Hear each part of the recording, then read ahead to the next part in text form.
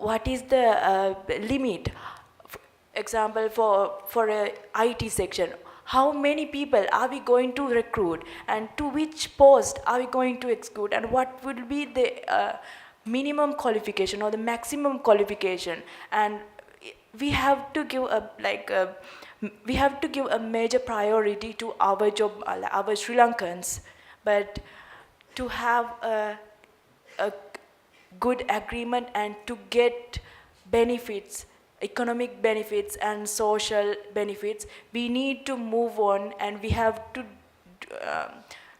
create agreements with other countries. Because, for example, Delma, I am pretty sure you all know that Delma is the biggest, one of the biggest tea exporters in Sri Lanka. We have almost 4% of exports, tea export. So we are a small country, but we got that place in the world tea market. So just like that, let's make this ECA thing very economically beneficial to us. That's what my point. We can't survive without making any sort of agreement with other countries. We can't survive independently. We can survive independently, but we need the cooperation and bonds with other countries, economically, socially, and politically. We need their support, and we have to work with them. That's what I. Thank you. Go ahead. It's heartening to know, to see the strides Australia is making in the cyber domain. But in terms of Sri Lanka, if my interviews and discussions with the officials from the Triforces are not mistaken, Sri Lanka is not at that stage yet. We are still trying to put together our defensive mechanisms, and also in strengthening the legal aspects. We have a lot of lacunas, a lot of gaps that we need to fill. But I think in the future we can go for offensive criteria. And from whatever I have researched, something I did note that is in the future, one of the major threats we will face, if even I think one of the panelists in one of the previous presentations spoke of the re-emergence of the LTT. So if we do go for something like that, I personally feel that even the cyber domain is something that they can strike us through. So filling the gaps right now is probably the main task we have, as opposed to going for offensive mechanisms. Mr. Chair, if you permit me to add on to what she said, because I was the head of communications in the Army for last 3 years, but she apparently never spoke to me on this regard, because I'm the person who introduced cyber security into the Army, because I happened to do a paper in Pakistan when I was following the NDU. The paper was role of Sri Lankan military in combating future cyber terrorism. So in that, I drew up certain recommendations, and having come back, we formed a cyber security regiment in the Army. So in the same line, Navy and Air Force also have taken up measures. And at the Ministry of Defense, there had been so many discussions about this, developing a national cyber security policy. And we have given the inputs, and we have categorically told them, when addressing the cyber issues of a nation, military and civilian approach is one possible way, and law enforcement and the intelligence community approach is another way.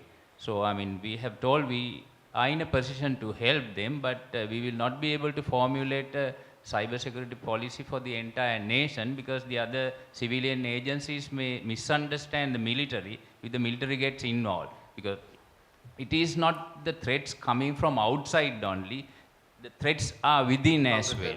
So there's suspicion, we never wanted to get involved, but otherwise we have progressed, we are progressing. But when it comes to the military, the Army, we have developed our own cyber security policy, which was published back in 2015, and we are progressing in 2016 and 17.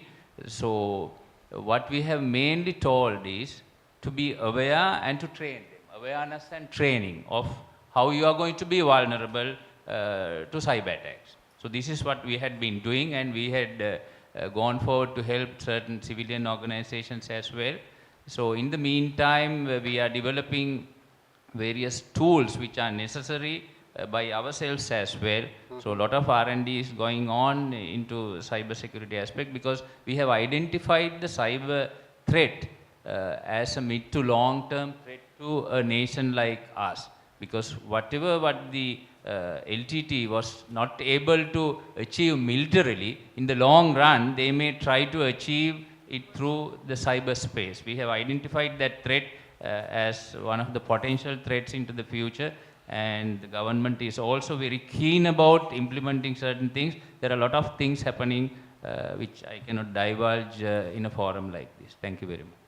Thank you, Axel, for your comment. I think we are running. If there is any one last burning question, you can ask now, but otherwise I'll be summing up this session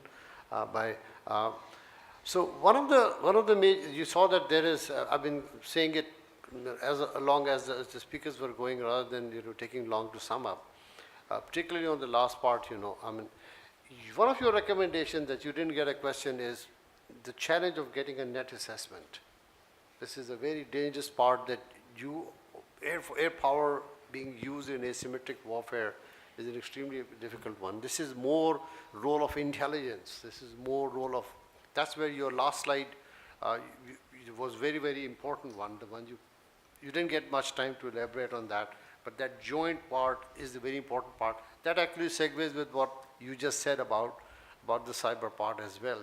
I mean, today's criminality and asymmetric warfare is essentially used and more sophisticated because of the cyber and information ability. And therefore, interception of that is very, very important. And of course, important from his standpoint is the moral dilemma. I'm not promoting a Hollywood movie, but I would urge you to see a movie called Eye in the Sky, if you have not seen the movie, which is where your dilemma of use of firepower actually comes into play. And that's just one recommendation to make. Excellent presentation by you on the economic side. I've already commented a lot on you. Thank you, sir. Your focus is on bilateral dilemma that you're going. I was trying to hint at you at more regional based economic problems. Have you thought about that? So that's one thing that you may want to think about it. And cyber, that's the real, I mean, that's the new warfare. And from your presentation, I could get, this is the most in thing, and we have so much of common. And so I would, it's, cyber attack could be for pure criminal reasons. This is our day and age. We are trained in psychology. As soon as you open your cell phone right now, you are vulnerable to attack. That's what we are told anyway. That's where everything begins, It could be pure criminality. It could be pure to get information, espionage. This is going on forever. Intelligence agencies, adversaries, friends, everybody wants to have information. And now this is the tool that they get to get personal identification information much more easily. That's a very big challenge now, because you can get across. Third is propaganda. Again, historic, nothing new about it, third. But the fourth element is the very important one that I hinted in my remarks, and I think as this research goes, that is something very new in this day and age. That is to influence politics in adversary, or to actually intervene into the command and control system, into military production, sabotage the system, including nuclear production, as happened with Stuxnet, with other areas as well.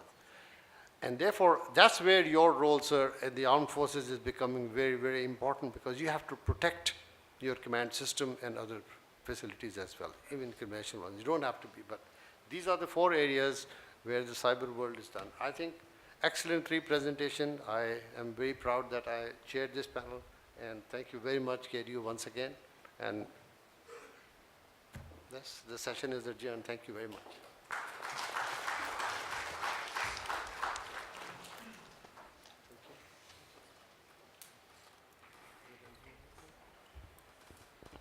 Thank you, sir. That was indeed a fruitful discussion. Now I would like to call upon Major General K.R.P. Rowell to award certificates to the participants of this session.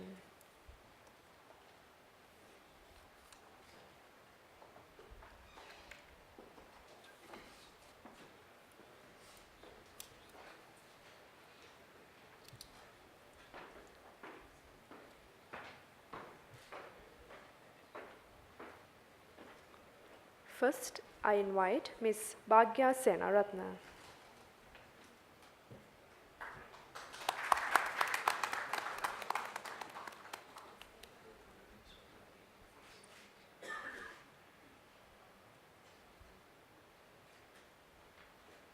Ms. S. Senarath.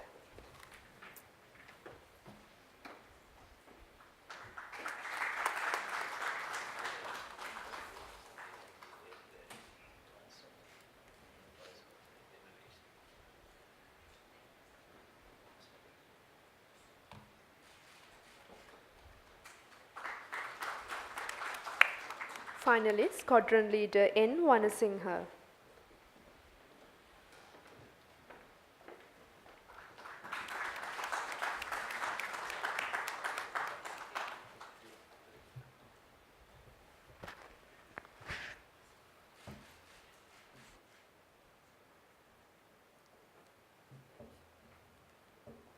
And also a certificate of appreciation to the session chair, Professor Feroz Hassan Khan.